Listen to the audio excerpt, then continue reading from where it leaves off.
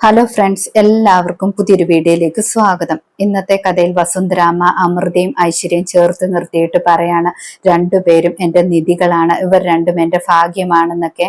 അതെല്ലാം കേട്ടുകൊണ്ട് ശ്യാമയും അഖിലും മുകളിൽ തന്നെ നിൽക്കുന്നുണ്ടായിരുന്നു. പിന്നീട് കേക്ക് കട്ട് ചെയ്യുകയാണ്. എല്ലാവരും ആണെങ്കിൽ ഹാപ്പി ബർത്ത്ഡേ പറയുന്നു. ആ സമയത്ത് ശ്യാമയും മുകളിൽ നിന്ന് പറയുന്നുണ്ട്. ശ്യാമ ഹാപ്പി ബർത്ത്ഡേ പറയുന്നത് കേട്ടിട്ട് വസുന്ധരാമ്മ പറയുന്നുണ്ട്, ക്ഷണിക്കാത്തവരുടെ ശബ്ദമൊന്നും ഇവിടെ കേൾക്കണ്ടെന്നൊക്കെ. അതിനുശേഷം ശ്യാമ മിണ്ടാതെ നിൽക്കുന്നു. വസുന്ധരാമ്മ കേക്ക് കട്ട് ചെയ്ത് എല്ലാവർക്കും വായിൽ വെച്ച് കൊടുക്കുന്നു. ശ്യാമയും അഖിലിനെ മാത്രം ക്ഷണിക്കുന്നില്ല.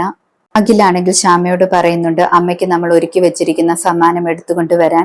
ശ്യാമ എടുത്തുകൊണ്ട് വരുന്നു. അതിനുശേഷം രണ്ടുപേരും കൂടെ വസുന്ധരാമ്മയുടെ അടുത്തേക്ക് ചെല്ലുന്നു. വസുന്ധരാമ്മയുടെ അടുത്ത് ചെന്നതിന് ശേഷം അഖിലാണെങ്കിൽ ശ്യാമയോട് പറയുന്നുണ്ട്, നമ്മൾ വാങ്ങിയ സമ്മാനം കൊടുക്കാനെന്ന്. ശ്യാമയാണെങ്കിൽ സമ്മാനം കൊടുക്കുമ്പോൾ വസുന്ധരാമ്മയാണെങ്കിൽ വാങ്ങിക്കുന്നുണ്ട്. വസുന്ധരാമ്മ സമ്മാനം കയ്യിൽ വെച്ചിട്ട് പറയാണ്, ക്ഷണിക്കാത്തവരുടെ സമ്മാനമൊന്നും ഞാൻ സ്വീകരിക്കാറില്ല എന്ന് പറയുന്നു. അതിനുശേഷം അത് വലിച്ചെറിയുകയാണ്. അഖിലിനാണെങ്കിൽ അതൊട്ടും സഹിക്കുന്നില്ല. അഖിലാണെങ്കിൽ ദേഷ്യപ്പെടുന്നുണ്ട്. ആ സമയത്താണെങ്കിൽ അനിരുദ്ധും അതുപോലെ അരുണുമൊക്കെ ആണെങ്കിൽ ആശ്വസിപ്പിക്കുന്നുണ്ട്, അമ്മയോട് ക്ഷമിക്കാനെന്നൊക്കെ പറയുന്നു.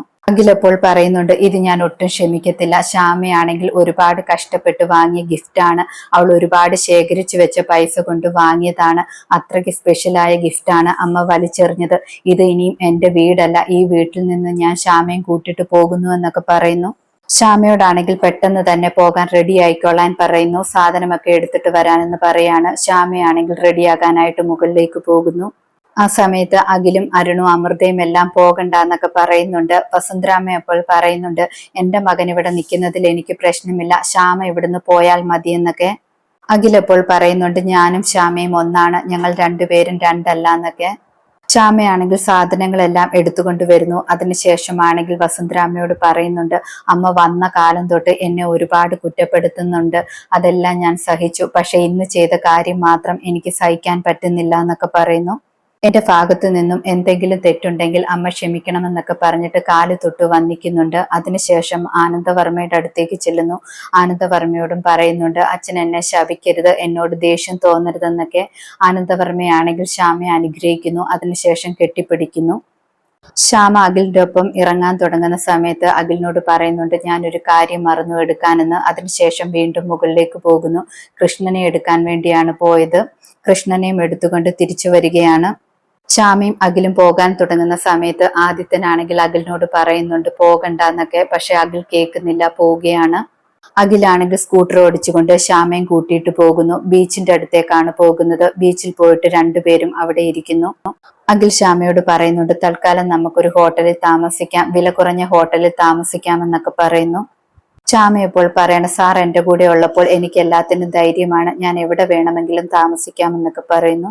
രണ്ടുപേരും ബീച്ചിൽ നിന്നും വെളിയിലേക്ക് ഇറങ്ങുമ്പോൾ മുന്നിലാണെങ്കിൽ അരവിന്ദ് ഏട്ടനെയും ശ്യാമയുടെ അച്ഛനെയും കാണുന്നു. രണ്ടുപേരും പറയുകയാണ്, നിങ്ങളുടെ കാര്യമൊക്കെ എന്നെ അമൃത വിളിച്ചു പറഞ്ഞിരുന്നു, അതുകൊണ്ട് നിങ്ങൾ വീട്ടിലേക്ക് വരാനെന്ന് പറയുന്നു. അഖിലപ്പോൾ പറയുന്നുണ്ട്, ഞങ്ങൾ ഹോട്ടലിൽ താമസിച്ചോളാം, തൽക്കാലം വരുന്നില്ല എന്നൊക്കെ. അരവിന്ദും ശ്യാമയുടെ അച്ഛനും ഒരുപാട് നിർബന്ധിക്കുമ്പോൾ രണ്ടുപേരും വീട്ടിലേക്ക് ചെല്ലാമെന്ന് പറയുന്നു. അതിനുശേഷം വീട്ടിലേക്ക് ചെല്ലുകയാണ്. അമ്മയാണെങ്കിൽ ശ്യാമയെ കാണുമ്പോൾ ഒരുപാട് സങ്കടത്തോടെ കെട്ടിപ്പിടിക്കുന്നു. ആ സമയത്ത് അച്ഛൻ പറയുന്നുണ്ട്, എന്തിനാണ് സങ്കടപ്പെടുന്നത്, കുറച്ച് ദിവസത്തേക്ക് വീട്ടിലേക്ക് താമസിക്കാൻ വന്നതായിട്ട് വിചാരിച്ചാൽ മതി എന്നൊക്കെ പറയുന്നു. ജയന്തി അപ്പോൾ കളിയാക്കി സംസാരിക്കുന്നുണ്ട്, രണ്ടുപേരും വലിയ തലപ്പത്തൊക്കെ ഓഫീസിൽ ഇരുന്നതാണ്, ഇപ്പൊ താഴോട്ട് വീണു പോയെന്നൊക്കെ പറയുന്നു. അഖിലപ്പോൾ പറയുന്നുണ്ട്, ഒരു താഴ്ചയും ഉണ്ടായിട്ടില്ല, എനിക്ക് ജോലി പോയെങ്കിലും ഇനിയും ഞാൻ ജോലിക്ക് ശ്രമിക്കും, വേറെ കമ്പനിയിൽ ജോലിക്ക് ശ്രമിക്കും, ശ്യാമ മാത്രം ഇപ്പൊ തൽക്കാലം ജോലിക്ക് പോകുന്നില്ലെന്നേ ഉള്ളൂ എന്നൊക്കെ പറയുന്നു. ഇതോടെ ഇന്നത്തെ കഥ അവസാനിക്കുന്നു. നെക്സ്റ്റ് പാർട്ട് കഥയുമായി വീണ്ടും കാണാം. താങ്ക്